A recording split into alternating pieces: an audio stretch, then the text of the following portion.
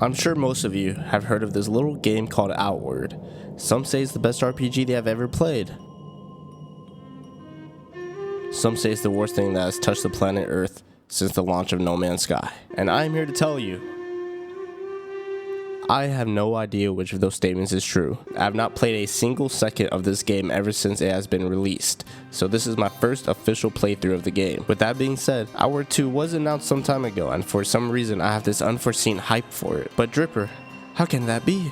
You never even played the first game. Well, today, that all changes. I'm here to answer the ultimate question that no one has asked, except for myself. Today we are going to find out, does Outward deserve a sequel? Now venture out by my side as I uncover the secrets of what makes this game so unique, and to truly see if this game deserves the sequel that has been granted to them. Jim.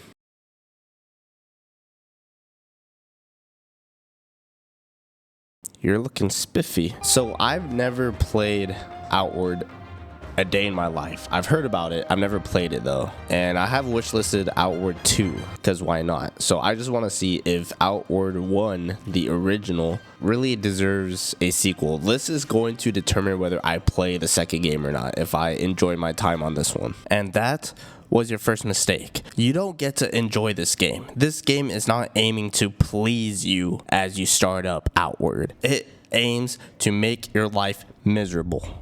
And I mean that. I had to learn it the hard way. I first start off my adventure by finding this dead guy on the ground and a torch. Oh yeah. As I'm wandering around, I come by what seems to be a pair of clothes to put on my naked behind. Now, as I'm crossing over through the tall grass, dipping my toes in the salt water and crossing over this broken bridge, I come across a couple bandages and I see this little hut with this weird looking fellow with a hat. He's looking like Kung Lao from Mortal Kombat. He's mourning over a dead friend who appears is an ally to him. As I go over and talk to him, he says, "What you need?" This is Yazin Angerson. Don't ask me if I'm saying his name correctly. Everybody in this game has goofy fucking names. He introduces himself, asks me if I wanted to warm up by the fire or I would turn into an icicle. As we make acquaintances, he tells me to roll on that bed and to take a little nappy poo. Mistakenly enough, this is Diddy's little brother, because the next thing you know, I wake up in a random house and I have no idea where the fuck I am. Where the fuck am I? And why did I wake up on the floor? As I'm looking around the house, gathering as much material and supplies I could possibly get, I exit, only to find a mob standing outside my house. They are demanding money from me because apparently I made a blood deal with them. I gotta give them 150 silver within 5 days. They kept blaming me and my family for the wreckage of our ship that I was on, and they were threatening to burn and seize my home if I don't make my payments on time, so I had no other choice, otherwise I will be homeless. No one wants to be homeless. As I'm trying to defend my honor, there's this elderly woman that is apparently on my side that I have mistakenly accused of talking shit. You should have been on that ship. Her name is Risa. As she's showing empathy to young Drippa, she too presses me about the 150 silver that I owe. I am fucked. The only way I'm going to get this 150 is by going outside of the wall and venturing forth, gathering supplies, random silver lying around, and any items I can come back to town with and sell. Now keep in mind, I need 150 silver. A lot of these items sell for 3 silver. I am extra fucked. So as I gather the rest of my supplies, my water skin in case I get dehydrated, some food, weapons, I let the guard know that I am ready to take on the world, only for that to not be the case as the world kicks my ass. I thought I was gonna be some overpowered solo hero, just 1-2-shotting everything. No.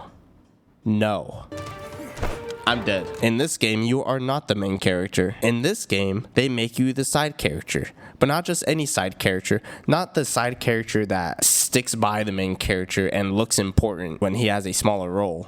No, it's the side character that appears an hour and 30 minutes into the movie, has a couple scenes, one cool line, and gets fucking killed.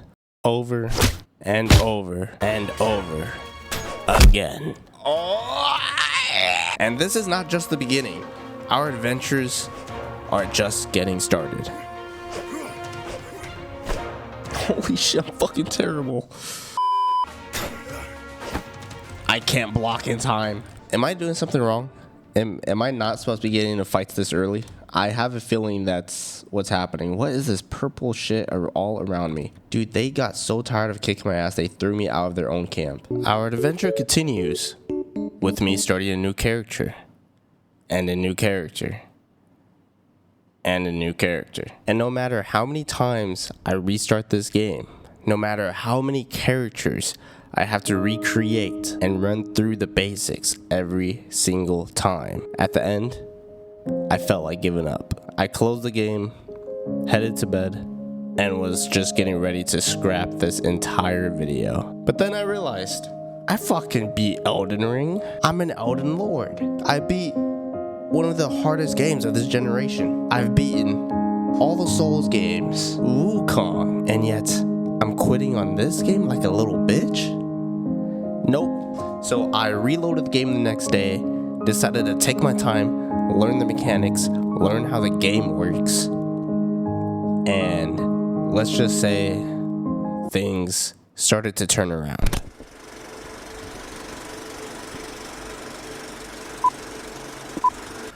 All right, here, this is the run. Third time's the charm. And we are fucking doing this. We're not playing no games. Not playing no games. We're gonna start off. Boom. Gimme. Yeah. So I was heavily mistaken. This game is not for the weak. Okay. 14, how much does it do? 17? Alright, we're gonna keep the spear. Oh, that's perfect, dude. If that wolf catches up to him and kills it, and I kill the wolf, 2 birds with 1 stone. Side note, nobody told me that every single fucking thing in this game is like Barry Allen compared to my character speed, because whole shit, my guy runs slow. That wolf isn't catching up to that bird, is it? No, it is not catching up to that bird. As I face off against my first enemy on this brand new character, I'm left with disappointment once more. What? Look at his health. Look at it. But instead of giving up, I decided to go back and smack his ass. Pause. There you go. Oh my god, wait, that's huge in case I get poisoned. Alright, let's head back to base and sell what we have so far. See how much silver we get from all that. As I venture forth with all the loot, all the weapons I'm getting ready to sell, gonna make a fortune from all the silver I am about to collect as I'm crossing the bridge, heading into the wilderness. What the fuck? Thankfully enough, I spawned back at camp. Yippee. Oh, okay. I woke up back here. My god, what day are we on? We're on day 3? Oh, hell no. As I checked my days, utter despair shocked my whole body. I only had 2 days left to pay off this 150. I am triple fucked. As you can see, I only had 14 silver to my name. In order to pay off this debt in time, I needed a miracle to happen. I was running out of time and it was running out fast. To be honest, I was losing all hope. I was getting ready to not make this payment on time and to be kicked out of my home permanently. Get the fuck out. That was until I stumbled upon this mysterious door just beneath my house. As I walked through the door, I was hoping to make grace. I found a bunch of items lying around that I could possibly sell, but things only got interesting from here on out. As I traveled through the caves, mining ore, wandering around through the dark, I was met with these 2 fuckheads. Hi, I'm Paul.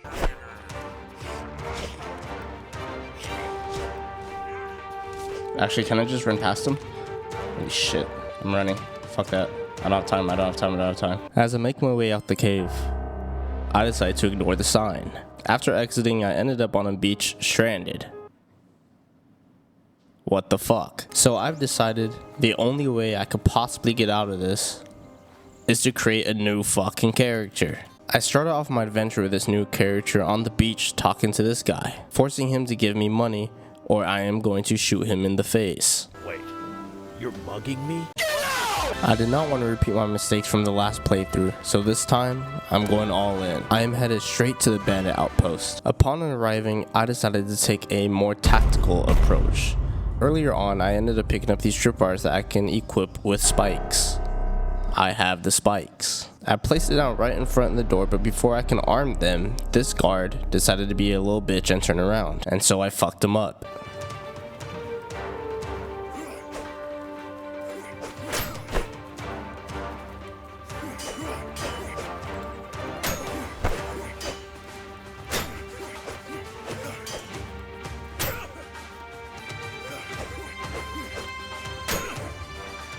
Goated. As I advanced on, I set up another trap by this house, killed this guy through a wall, attracted this dog, stepped into the trap, and killed the dog. I am on fire. The same fucking spikes! That death just put me from day 1 to day 4. Yippee. For some reason, I wanted to go back into the cave to make sure I didn't miss anything. Maybe that stuff I mined earlier is worth 150 silver. I never found out. So as I trapped through the caves, killed these two fuckheads, exited and landed back on the beach. I decided to walk down a little bit further just in case there might be some washed up treasures I can possibly find. Instead, I find this dweeb. Ow. Don't think I'm fit to run back home just yet. Little did I know, this guy would save my life, or my home. It's my home. He asked me for a bandage and I obliged, because I'm such a nice guy. And in return, he gave me a piece of paper. This piece of paper is very important, as it states that he owes me a blood favor. With this new knowledge that I have acquired, I decided to make my way back to town, venture up to the town hall, and see what I can do with it. I spoke to the old lady. She looks at it in awe and decides, yeah, this is good enough. And so my debt has been paid off and my house has been saved.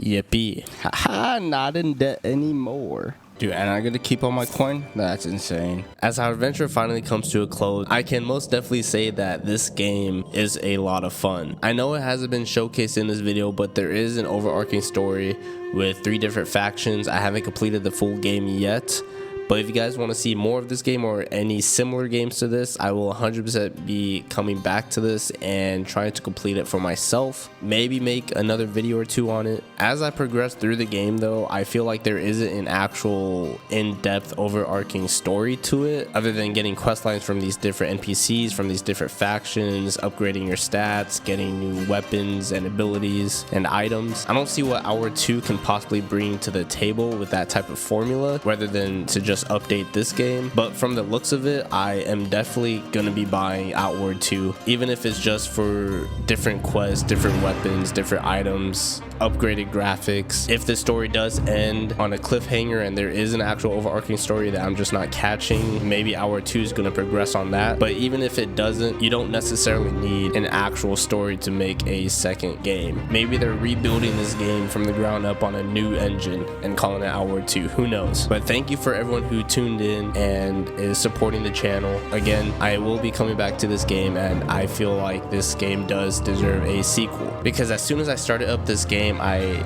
immediately thought to myself, this game was made in 2019, so I feel like Outward 2, if they do it right, it will definitely be an upgrade on this game, and I can't wait until that game comes out.